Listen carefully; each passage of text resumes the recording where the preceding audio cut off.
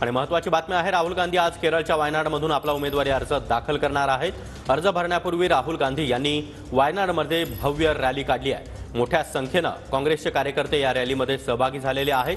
वायनाडमधील road शोमध्ये प्रियंका गांधी या देखील सहभागी झाल्या।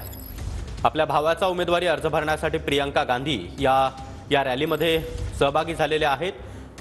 राहुल गांधी हे सध्या वायनाडमधून विद्यमान खासदार आहेत आणि पुन्हा एकदा त्यांनी वायनाड हाच लोकसभा मतदारसंघ निवडणूक लढवण्यासाठी निवडलेला आहे आणि वायनाडमध्ये आज ते उमेदवारी अर्ज दाखल करतायत। ही लाईव्ह दृश्य आपण पाहतो आहोत। वायनाडमध्ये भव्य रोड शोचं आयोजन करण्यात आलेलं आहे।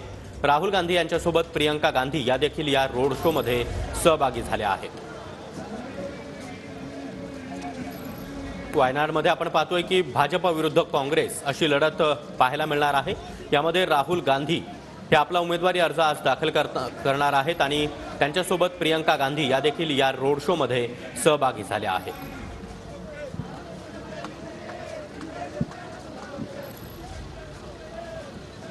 दोन 2019 मध्ये वायनाड या लोकसभा मतदारसंघातूनच राहुल गांधी विजयी झाले होते आणि त्यानंतर पुन्हा एकदा वायनाडमधूनच ते लोकसभा निवडणूक लढतात।